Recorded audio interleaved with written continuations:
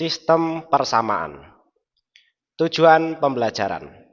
Setelah mengikuti materi ini, mahasiswa diharapkan akan mampu menguasai materi tentang sistem persamaan dalam matematika dan kegunaannya. Nah, dalam konteks kalkulus, pembelajaran tentang sistem persamaan ini nanti akan memiliki beberapa peran ya. Di antaranya nanti dalam turunan, peran sistem persamaan nanti akan bisa membantu kita dalam menemukan titik stasioner pada fungsi multivariabel. Kemudian dalam integral, nanti akan membantu kita dalam menentukan batas integrasi dan menyederhanakan fungsi rasional. Sementara dalam persamaan diferensial, dalam kalkulus nanti akan membantu kita dalam menyelesaikan model pertumbuhan atau gerak yang saling bergantungan atau sistem predasi mangsa.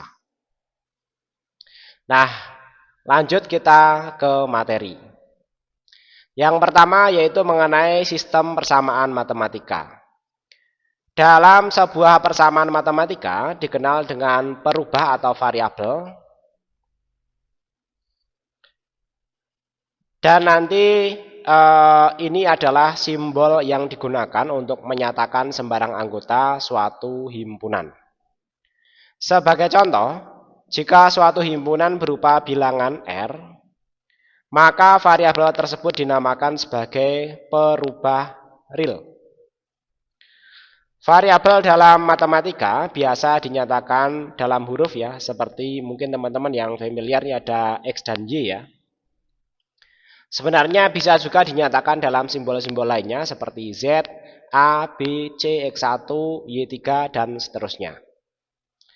Nah, contohnya misalnya, Haji Darmono mempunyai peternakan sapi yang besar, di mana X menyatakan jumlah sapi. Sapi milik Haji Darmono adalah sebanyak 3.500 ekor.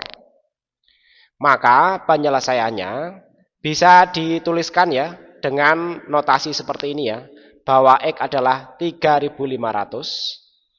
Operasi matematika dengan menggunakan variabel menjadi lebih mudah dituliskan. Contohnya misalnya kalau jumlah sapinya, kalau masing-masing 3.500 ekor ya, misalnya punya 2 kandang ya, maka bisa dituliskan dalam notasi 2X ya, yaitu 2 kali 3.500. Sehingga nanti kalau ditanyakan berapa sih total jumlah sapi milik Haji Darmono, itu nanti kira-kira ya sekitar 7.000 ekor ya. Dengan notasi tadi yaitu 2X. Secara sederhana seperti itu ya mengenai contoh penggunaan variabel. Selanjutnya mengenai persamaan linear. Persamaan linear dibentuk dengan himpunan bilangan real dan membentuk suatu garis lurus. Persamaan linear biasanya ditulis dalam bentuk Y sama dengan AX plus B. Ya, jadi nanti bentuk persamaannya secara umum adalah Y sama dengan AX plus B. Dengan ketentuan ya bahwa A-nya bukan 0 ya, karena kalau 0 dikalikan dengan bilangan berapapun ya, berapapun nilai X-nya, itu nanti hasilnya 0. Jadi kalau 0 berarti nanti Y sama dengan B ya, sehingga nanti dipastikan bahwa A-nya tidak sama dengan 0. Untuk menyelesaikan persamaan linear, maka dilakukan penyelesaian dengan operasi matematika. Sebagai contoh, carilah penyelesaian persamaan berikut ini ya. Misalnya 2X plus 6 sama dengan 10 ya. Maka berapa sih penyelesaian persamaan linear berikut ini ya? Yaitu dengan cara mencari nilai X-nya. Nah, kita bisa dengan cara ya melakukan operasi bersama-sama ya. Jadi kalau kita di sini misalnya ya, kedua sisi ditambahkan ya dengan min 6 ya, maka nanti di sini 6-nya akan hilang ya, dan di sini nanti akan 10 dikurangi 6 sama dengan 4 ya. Atau teman-teman bisa bayangkan bahwa ini nanti dipindah ke sini ya, dari positif menjadi negatif ya. Kemudian kita akan mendapatkan persamaan bahwa 2X sama dengan 4. Nah, setelah mendapatkan persamaan 2X sama dengan 4, maka nanti misalnya kalau keduanya dikalikan dengan 1/2 ya, maka nanti di sini akan mendapatkan nilai X ya. Dan di sisi kanan nanti akan mendapatkan nilai 4. Karena 4 dikalikan 1/2 hasilnya adalah 2 ya. Sehingga nanti kalau sudah didapatkan nilai X-nya adalah 2, inilah nanti yang dianggap sebagai penyelesaian persamaan linear. Kemudian yang ketiga ada juga persamaan kuadrat. Bentuk umum persamaan kuadrat adalah AX pangkat 2 plus BX plus C sama dengan 0. Dengan ketentuan yang sama dengan persamaan linear, yaitu bahwa A tidak sama dengan 0. Bilangan real T disebut akar dari persamaan kuadrat AX kuadrat plus BX plus C sama dengan 0 jika memenuhi AT kuadrat plus BT plus C tidak sama dengan 0. Jadi nanti hasilnya ya, real T-nya ini ya, itu tidak sama dengan 0 ya. Tapi kalau nanti hasilnya 0, maka nanti ini bukan bilangan real yang dinyatakan dalam notasi T. Penyelesaian persamaan kuadrat dilakukan untuk mendapatkan akar persamaan tersebut, di mana dapat dilakukan dengan 3 cara berikut. Yang pertama bisa dengan pemfaktoran. Kemudian yang kedua bisa juga dengan melengkapkan kuadrat. Atau yang ketiga bisa juga menggunakan rumus ABC. Nah, pembelajarannya kita lihat dengan contoh ya. Misalnya di sini kita diminta untuk mencari akar persamaan kuadrat X kuadrat min 4X min 5 sama dengan 0. Kita punya persamaan kuadrat seperti ini ya. Maka penyelesaiannya bisa kita lakukan yang pertama yaitu dengan cara pemfaktoran ya. Yaitu menjadikan persamaan ini ya menjadikan faktor-faktor yang membentuk persamaan ini. Misalnya dari X kuadrat min 4X min 5 kita jadikan sebagai X min 5 dikalikan X plus 1. Nah nanti kalau dicek ya nanti bahwa X min 5 dikalikan dengan X plus 1 akan menghasilkan persamaan kuadrat X kuadrat min 4X min 5. Nah teman-teman nanti bisa coba ya. Bahwa X kali X itu X kuadrat ya. Kemudian X kali 1 itu 1 ya. X kali 1 itu X. Kemudian min 5 kali X itu min 5. Sehingga nanti min 5 plus 1 itu sama dengan 4X ya. Sementara nanti bagian belakangnya itu adalah 5 dikalikan 1 yaitu min 5. Ya semestinya ini benar. Teman-teman tapi boleh cek lagi ya. Jika nanti menemukan kesalahan bisa menjadi masukan yang konstruktif dan bisa menjadi bahan diskusi di kelas. Nah dari pemfaktoran ini maka diperoleh ya bahwa X1 sama dengan 5 atau X2-nya sama dengan min 1. Jadi nanti dua-duanya adalah benar. Nah teman-teman nanti bisa coba cek ya. Misalnya kita masukkan angka 5 ya. Misalnya 5 dimasukkan ke sini. Ini menjadi 25. Kemudian 5 kali ini menjadi 20 ya. Sehingga nanti 25 dikurangi 20 dikurangi 5. Itu hasilnya adalah 0. Sesuai ya. Kemudian kalau kita coba masukkan min 1. Misalnya di sini min 1 dikuadratkan menjadi 1. Kemudian min 1 dikalikan 4 itu menjadi 4 ya. Nah, jadi nanti di sini 1 plus 4 min 5. Ya, 1 plus 4 itu 5 dikurang 5 sama dengan 0. Jadi persamaan kuadrat ini memiliki penyelesaian dua angka ini yaitu 5 dan min 1. Kemudian berikutnya bisa juga dengan cara melengkapkan kuadrat ya. Kita masih menggunakan persamaan kuadrat yang sama ya. Kemudian berikutnya ini untuk 5-nya kita coba pindah ke sini ya. Sehingga nanti min 5 di sini menjadi 5 ya. Karena 5 plus 0 sama dengan 5. Kemudian bentuk dari X kuadrat min 4X ya. Itu kita coba sederhanakan ya. Menjadi bentuk kuadrat ya dalam tanda kurung ya. Karena nanti kalau kita rubah menjadi kuadrat ini akan kelebihan yaitu angka 4. Maka di sini kita tambahkan 4 ya. Nah pertambahan 4 ini nanti kita bisa pindah lagi ke sini ya. Sehingga nanti di sini 5 ini menjadi positif di sini ya. Menjadi 5 tambah 4 menjadikan 9.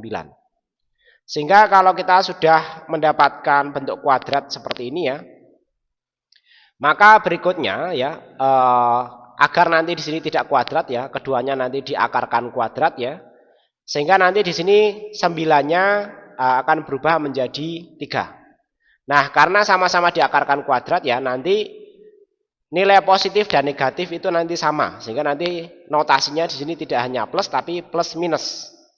Nah, plus minus itu ya nanti bisa kita operasikan. Ketika nanti nilai 2-nya kita pindahkan ke sini ya menjadi positif ya, sehingga nanti X sama dengan 2 plus minus 3, sehingga nanti diperoleh ya X sama dengan 2 plus 3 sama dengan 5, dan X2-nya adalah 2 min 3 sama dengan min 1. Ya, jadi nanti hasilnya sama ya, yaitu 5 dan min 1 ya. Ya, nanti teman-teman silahkan coba perhatikan caranya. Nanti mana yang dianggap mudah untuk menyelesaikan persoalan kalkulus, nanti silahkan digunakan. Kemudian berikutnya, kita juga bisa menggunakan rumus ABC. Kita menggunakan soal X kuadrat min 4X min 5 sama dengan 0 ya, sama dengan soal sebelumnya. Kemudian kita identifikasi notasi-notasinya ya, yaitu nanti bentuk persamaannya ya, kita bisa coba cek ya, bahwa persamaan kuadrat bentuknya adalah AX kuadrat plus BX plus C seperti ini ya. Sehingga identifikasinya di sini nilai A-nya adalah 1 ya. Jadi nanti X kuadrat itu sebenarnya adalah 1 dikalikan X pangkat 2, sehingga nanti didapatkan nilai A-nya adalah 1. Kemudian berikutnya B-nya di sini kita dapatkan angka min 4 ya. Sementara C-nya yaitu ini ya, kita dapatkan angka min 5. Kemudian untuk mencari nilai penyelesaiannya ya, menggunakan rumus ABC ini ya, kita bisa menggunakan rumus seperti ini ya. X12-nya adalah min B ya, kemudian plus minus, kemudian akar B kuadrat min 4AC dibagi dengan 2A. Kalau ini sudah rumus ya, nanti teman-teman silahkan gunakan rumusnya ini saja ya. Kita dalam konteks ini tidak menjadi atau tidak belajar matematika murni, sehingga nanti untuk rumus seperti ini kita tidak belajar detailnya seperti apa sehingga didapatkan rumus seperti itu. Kita nanti langsung pakai saja rumusnya. Nah, ketika nanti dimasukkan ya bahwa min B itu adalah min 4 seperti ini ya, kemudian plus minusnya sama, kemudian B kuadrat adalah min 4 pangkat 2, kemudian min 4 ya, tetap 4 ya, kemudian AC, A-nya adalah 1, dan C-nya adalah min 5. Selanjutnya untuk 2A-nya adalah, karena A-nya adalah 1 ya, dikalikan dengan 2, sehingga nanti kita memperoleh inputan angka seperti ini. Selanjutnya kita hitung ya, untuk min 4 hasilnya adalah 4 ya, positif ya, ada negatif dikalikan negatif adalah positif, kemudian plus minusnya sama. Kemudian min 4 kuadratnya ini kan 16 ya, kemudian dikurangi 4 dikalikan 1 dikalikan min 5. Jadi nanti di sini min 5 dikali 4 min 20 ya, min 20, dan di sini ditambah dengan 20, benar ya. Berarti di sini min 5 dikalikan min 4 ya, tidak min 20 ya, tapi plus 20 ya di sini ya. Plus 20 ya. Dan di sini min 4 kuadratnya sama ya, artinya plus 16 ya. Nah, seperti ini ya. Sehingga nanti 20 plus 16 menghasilkan di sini adalah 36 ya. Akar 36 itu adalah 6 ya. Sementara nanti X12-nya adalah 4 plus minus 6 dibagi dengan 2. Kalau yang ini 2A-nya 2 kali 1 hasilnya 2 ya. Sehingga nanti kalau kita hitung ya keduanya ya, untuk operasi plusnya yaitu 4 tambah 6 10 dibagi 2 adalah 5. Kemudian 4 min 6-nya itu adalah 2 dibagi 2 adalah min 1. Nah, ini bukan 2 ya, tapi min 2 ya. Nah, min 2 seperti ini ya. Sehingga nanti diperoleh angka min 1. Nah, selanjutnya kita pelajari mengenai bentuk mutlak atau persamaan dengan nilai mutlak ya. Jadi untuk semua nilai A yang positif maka nilai X-nya sama dengan A ya. Ketika ada persamaan nilai mutlak X sama dengan A, maka X-nya bisa plus minus A. A positif atau A negatif, nah itu nanti hasilnya sama saja. Nah, atau dalam konteks ini adalah sama-sama menjadi penyelesaian dari persamaan. Nah, contohnya misalnya kita diminta untuk menyelesaikan persamaan berapa sih ya? Persamaan nilai mutlak 2x min 3 sama dengan 9. Maka nanti jawabannya adalah 2x min 3 itu sama dengan plus minus 9. Sehingga 2x min 9, 2x min 3 sama dengan 9. Kemudian kita sederhanakan ya, 3-nya nanti kita pindah ke sini sehingga nanti menjadi positif ya, 3 tambah 9 sama dengan 12. Kemudian 2x-nya tetap di sini. Ketika nanti keduanya dikalikan dengan setengah sehingga nanti didapatkan x sama dengan 6. Demikian juga nanti untuk nilai x-nya pada persamaan di mana 2x min 3 sama dengan min 9. Sehingga nanti didapatkan di sini ya. Kalau tadi di sini adalah positif, di sini ketika nanti di min 9 ditambah dengan 3 dia akan menghasilkan min 6. Sehingga nanti 2x sama dengan min 6. Kemudian nilai X-nya itu adalah min 3. Jadi penyelesaian dari persamaan mutlak 2x min 3 sama dengan 9 adalah X sama dengan 6 dan X sama dengan min 3. Kemudian bentuk lain yang bisa kita pelajari ya. Misalnya S min 2 sama dengan, S per 2 min 1 ya, dengan persamaan mutlak sama dengan 2. Maka nanti penyelesaiannya adalah S per 2 min 1 plus minus 2.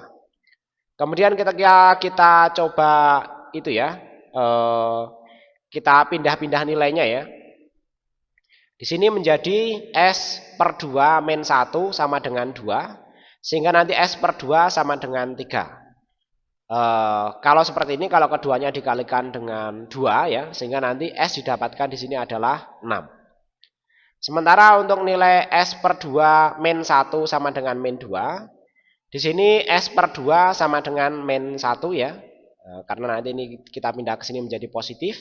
Min 2 plus 1 sama dengan min 1 ya.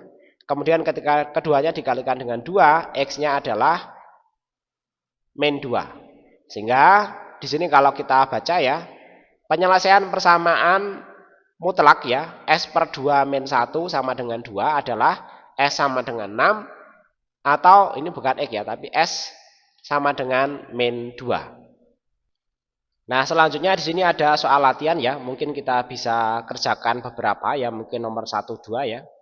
Di sini misalnya saya akan menyelesaikan persamaan untuk 2x plus 6 sama dengan x plus 1. Kita coba selesaikan dengan persamaan ya ini ya, dengan cara seperti yang ada pada contoh ini ya. Nanti kita selesaikan dengan cara ini ya. Kita coba.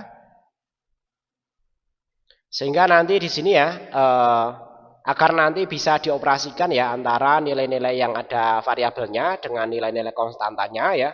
Langsung saja. Nah, misalnya nanti di sini kita pindah ya menjadi 2x. Ini kita pindah ke sini ya. Berarti menjadi min x sama dengan ya. Kemudian ini 6-nya kita pindah ke sini ya, sama dengan 1 min 6 ya. Ini langsung bisa kita operasikan. 2x min x atau min 1x sama dengan adalah x ya. Kemudian sama dengan ya, di sini misalnya 1 min 6 adalah min 5 ya. Karena nanti di sini adalah persamaan linear, penyelesaiannya hanya satu saja. Sementara nanti untuk yang persamaan kuadrat nanti penyelesaiannya ada 2 ya. Nah, nanti seperti ini ya. Untuk yang persamaan kuadrat kita coba faktorkan ya. Jadi x kuadrat min 7x ya.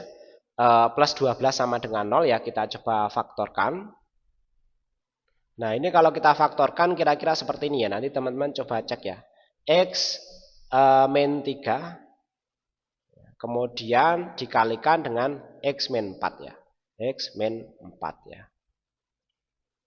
Ya, sama dengan 0 ya. Yang nomor 4 ini ya. Nah, kita coba cek ya. 3 min 3 kalikan min 4 12 ya. Kemudian X kali min 4 itu min 4X, X kali min 3 itu min 3X. Kemudian X kali X-nya X kuadrat ya. Nah, ini kira-kira sudah benar. Teman-teman nanti bisa cek lagi. Kalau pemfaktorannya tidak benar, bisa coba dikoreksi menjadi masukan yang konstruktif. Dan nanti bisa menjadi bahan diskusi di kelas. Nah, setelah kita mendapatkan nilai ini ya, maka nanti didapatkan ya, ini saya singkat saja ya. Nanti kan didapatkan yang pertama bahwa X min 3 ya, sama dengan 0 ya. Nah, karena nanti sebenarnya begini, kalau ini kita pindah ke sini ya, artinya 0 dibagi nilai ini kan sama dengan 0 ya. Kalau nanti ini pindah ke sini ya, nanti 0 dibagi X min 3 itu sama dengan 0 juga. Sehingga nanti kalau kita sudah mendapatkan nilai ini ya, X-nya bisa sama dengan 3 ya. Dan ini nanti dengan menggunakan cara yang sama, didapatkan juga bahwa X sama dengan 4 ya, seperti ini. Nah, untuk memeriksa hasil analisa penyelesaiannya ya, kita bisa coba masukkan ke persamaan ya. Apakah nanti nilainya sesuai? Kalau tidak sesuai, jangan-jangan nanti ada analisa penyelesaian yang tidak benar. Misalnya nanti di sini kita masukkan nilai 3 ya. 3 kuadrat 9. Kemudian 3 kali 7 21 ya. Kemudian tambah dengan 12. Nah, 9 ya dikurangi 21 ditambah 12 apakah 0 ya? Kita coba dengan cara seperti ini ya. Ini kan 9 ya. 9 kemudian tambah ini kan 21. Berarti nanti di sini adalah plus 21 min di sini 21 ya, sama dengan nanti semestinya 0. Nah, untuk yang 3 sudah benar ya. Kemudian yang 4. Yang 4 ya kalau kita masukkan ke sini ya. Di sini misalnya adalah 4 kuadrat adalah 16. Kemudian 4 dikalikan min 7 ya, itu adalah min 28 ya. Kita coba tambahkan yang positif dulu ya. 16 tambah 12 itu kan 28 ya. Sehingga nanti kalau kita operasikan min 28 plus 28 sama dengan 0 juga. Sehingga nanti di sini hasilnya juga benar. Nah, untuk yang lainnya nanti silakan coba dikerjakan. Dan nanti kalau ada hal-hal yang misalnya aneh, ganjil dan lain sebagainya, bisa coba menjadi diskusi di kelas. Terima kasih atas perhatiannya. Mudah-mudahan apa yang saya sampaikan bermanfaat dan dapat dipahami dengan baik. Terima kasih sekali lagi. Sampai ketemu lagi pada video pembelajaran berikutnya.